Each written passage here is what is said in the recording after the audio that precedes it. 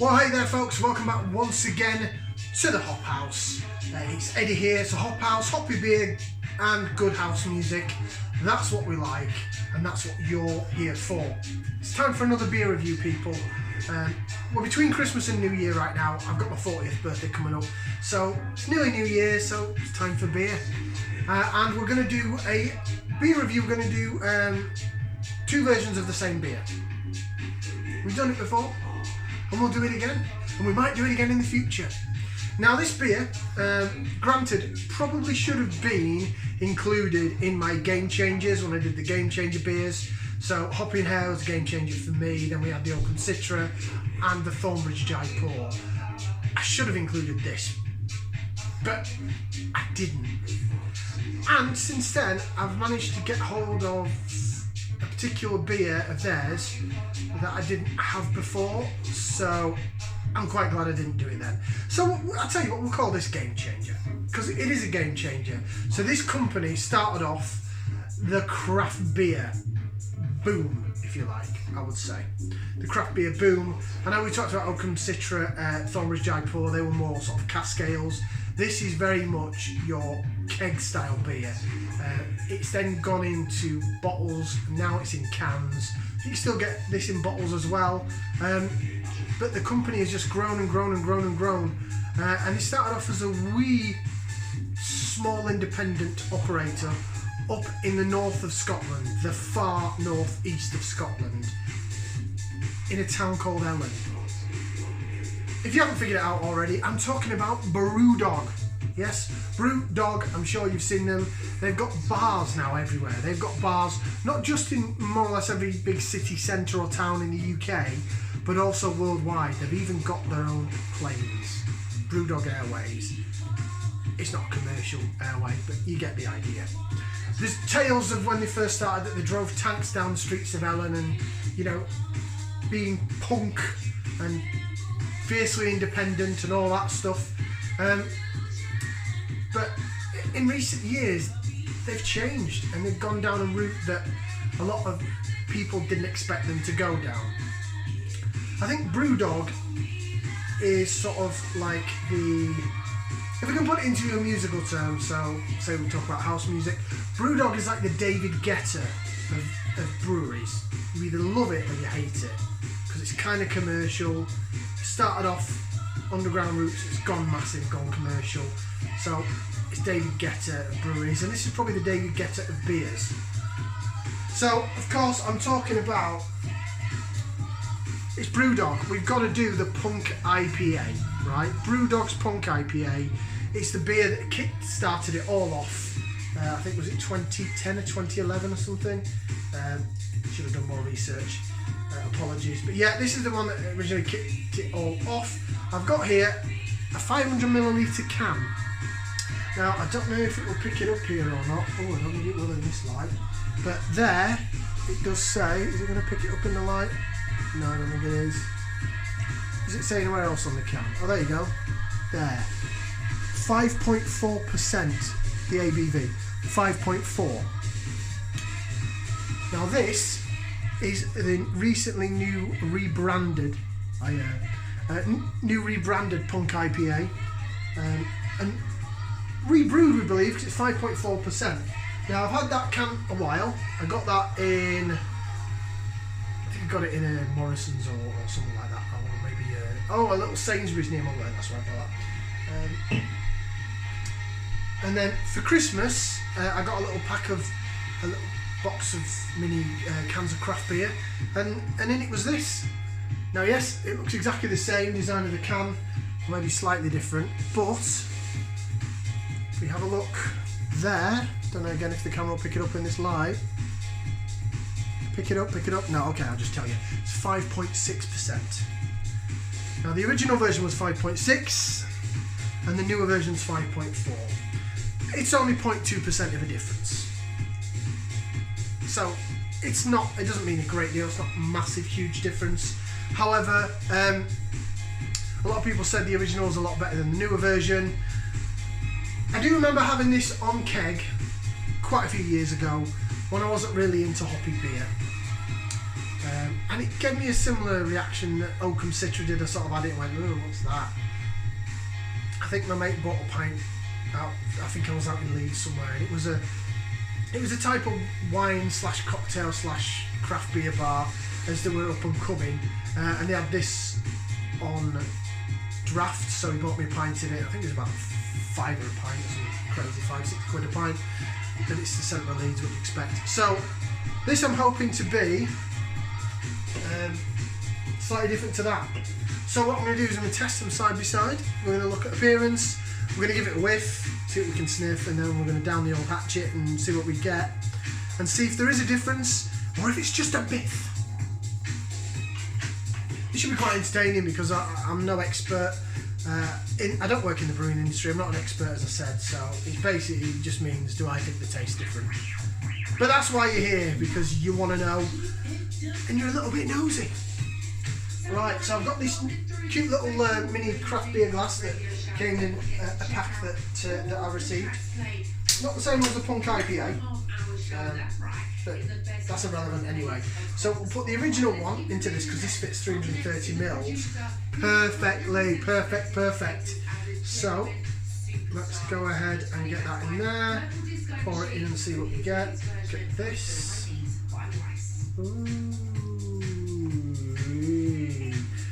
This has been in the fridge, it's been out of the fridge about maybe half an hour. So hold that up to the glass. It's dark golden to amber coloured ale. It is hazy, so it's not see-through.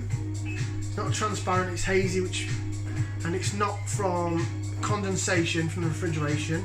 So that is haze, which means it's either unfiltered or it's got some sediment in the can. So that's what that looks like. Let's now pour out a 500 millilitre can. I probably won't pour all of it out, although it'll all fit in this big cellular glass. So it's a pint glass, 500 mil. A pint is 568 millimetres. Millilitres. Right. So in we go. So the naked eye doesn't really look dissimilar at all, but we'll carry on pouring. See what that'll do for now. It's got a better head, but look how much more carbonated that is. See the fizz rolling up there, and that is very still.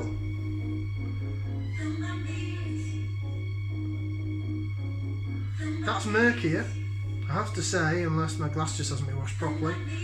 That is still not fully transparent. Do you think that looks murkier? Or is it me?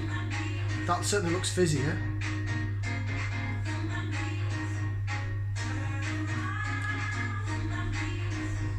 A tad slightly different shade of sort of dark golden amber. That looks more clear and see. Oh, actually now the carbonation's still there, still going, but that's keeping a better head. Right, swirl that around a bit and see if we can get it a bit lively and going. That's calmed down.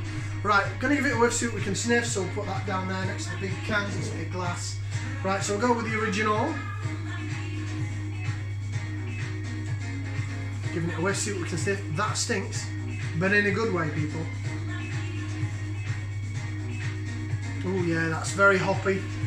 That is, there's got to be some sort of sea hops or something in there, American hops anyway. Because I can smell them, your citrus, your grapefruit, your really sort of hoppy in your face smell. Sort of maybe a bit of pepperiness on the back. That does smell quite divine. Right, let's give the Brewdog Punk IPA 2.0 a go. It's keeping its head well, it's still fizzing away like a good one.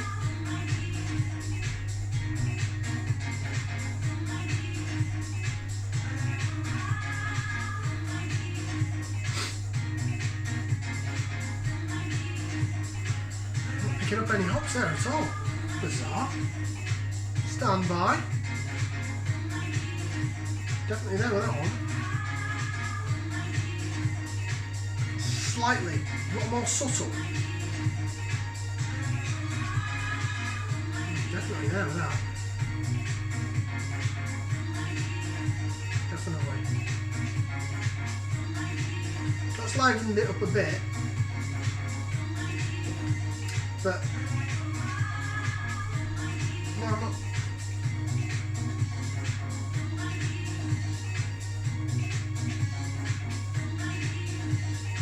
That's definitely murkier. Right, we'll go with the original. So bottoms up, Merry Christmas and all that jazz. Down the old hatchet.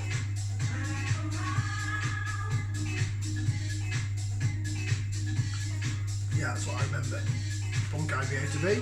So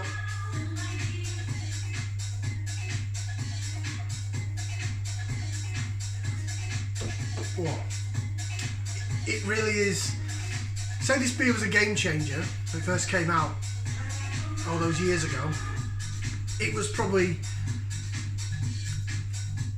outdoes Oakham Citra for how pungent it is, how stringently bitter, and that's probably the reason why at first I didn't like it. And now I'm getting it to liven up a bit now. Look at that, that's better. Put the lacing on it. Keeping the head well once you swirl it a bit. Anyway, getting back to what I was saying, sorry, went off topic. How pungently bitter Oakham Citra was. This is even more so. And I found the original rather unpleasant. Even the last time I had it about a year or so ago, I think someone bought me a pint of it somewhere. It was a 5.6 version and I had it. Never say no to free beer.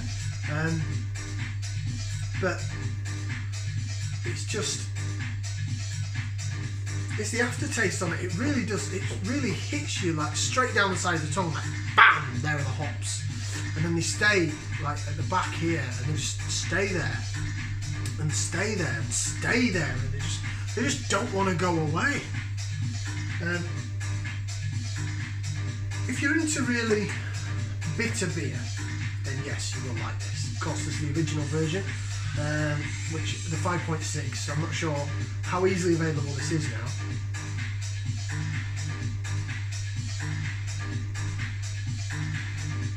Whoa. Even now, man, it really is.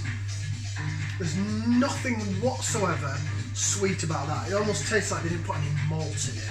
It is purely just like sea hop, American hops, West Coast style, boom. In the boil, get it all in there, just for it to go. Should we try the newer version?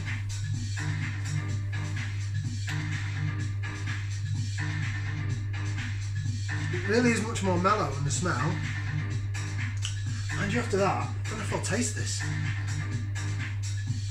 Bottoms up, everyone, down the old hatchet.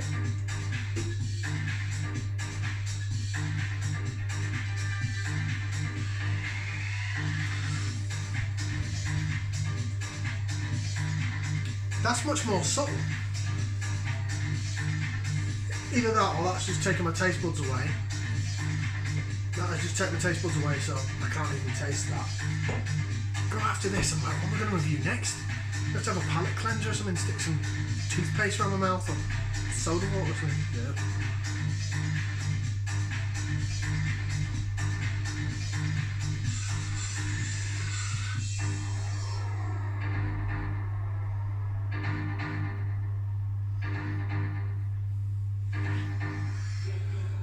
Okay, so they're definitely different beers. They really are. This one looks darker and that one looks murkier. Can you pick that up on camera? Probably not. No, they look exactly the same on camera.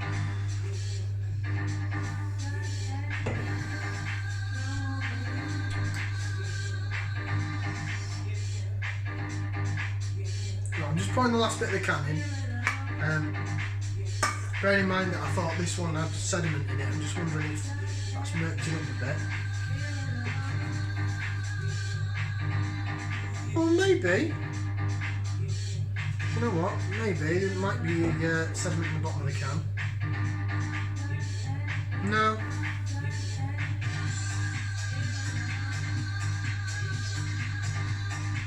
Oh. The worlds apart. I'm amazed. So we did the Hobgoblin Gold can versus bottle, didn't we? We did the Hobgoblin IPA can versus bottle. I need to get hold of the Ruby because I should have done that first. That's the original Hobgoblin. Anyway, that'll come in the future. So this is both in cans, but old versus new. Old recipe versus new recipe, I'm guessing. Because, okay, the strength hasn't changed by much, but my God, the beer has. That is what I didn't like all those years ago. This is...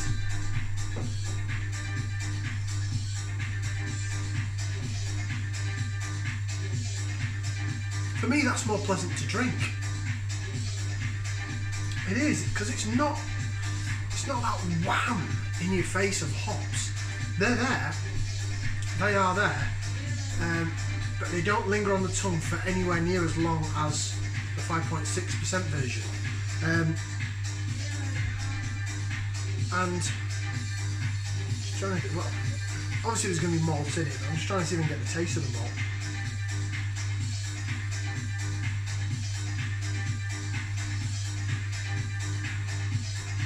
I think that's quite pleasant.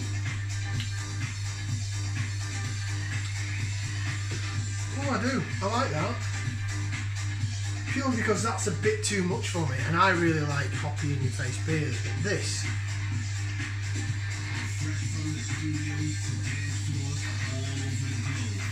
Yeah, it really is far apart. Ooh. It's like this is a dumbed down version of Punk IPA.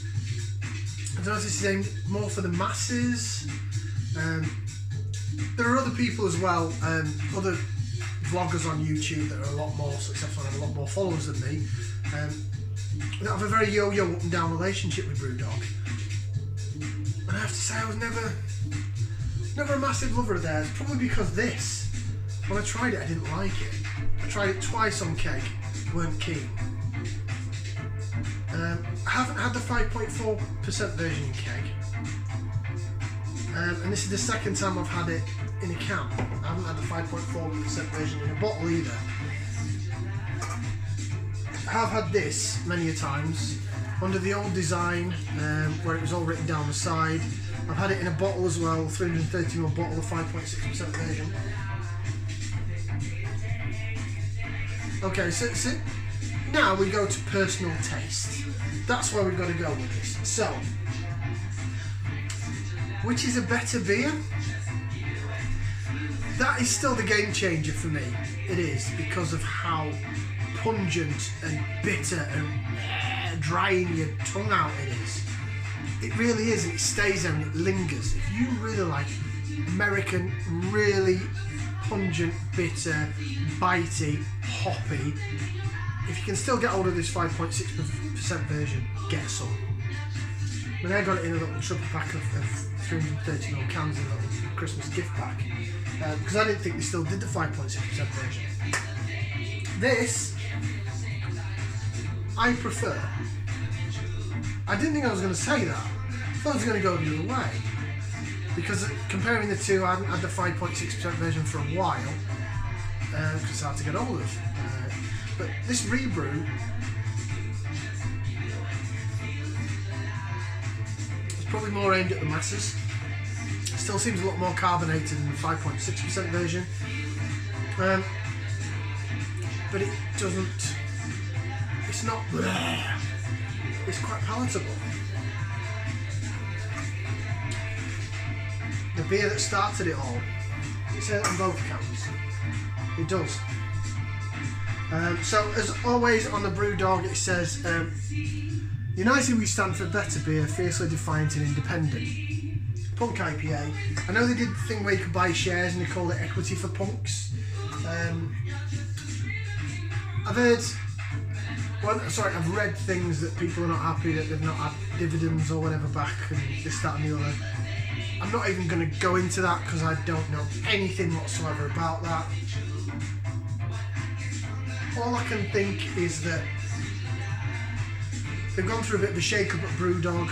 Now this could be due to their success, it could be due to shareholders saying, well, you know what, we want you to go more down this route and appeal more to the masses. It could be that they've got to now provide every supermarket in the UK with beer and loads of different types of beer. They do loads of beer. Even in the core range is quite a lot, plus they do specials and collaborations. Excuse me. I like the newer version, I have to admit. I like it better, but it's really not the same beer. It's really not. That smells so much more hoppier. Tastes so much more bitter and pungent, and oh. This is still hoppy. It's just more pleasant to drink. It doesn't dry your mouth out and pull your tongue out your inside your ears.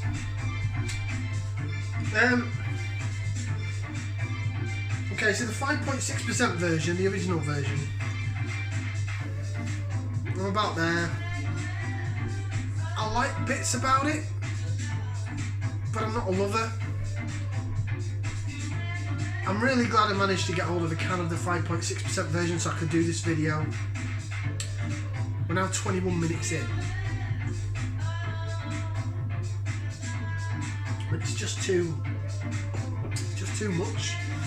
Even for me, who likes really hoppy beer, it's bitter, but like a really pungent bitterness, compared to some other beers that are bitter, but like either bittersweet balanced or bitter and, I don't know, more different tropical flavour. That's really sharp, bitter. It is grapefruity, but it's really dry grapefruit. You're not getting any juice of a grapefruit there. It's a bit too much for me. This, I will give that a thumbs up. I won't give it a 2 thumbs up, it's not that good. Sorry, Brewdog. But yeah, I'd probably buy that again. This big can, I think, cost me, it was £2.50, I think it was. But that was in a local Sainsbury's, you know, little Sainsbury's 7-Eleven type shop. So it might be cheaper in other supermarkets. Although that's the only time I've ever seen the can of the 500ml size. You can usually pick it up in that size can and also 330ml bottle. Thank you very much for tuning in. Like, share, subscribe, share the love. Have yourselves a great rest of your Christmas and New Year break. Ciao for now, people.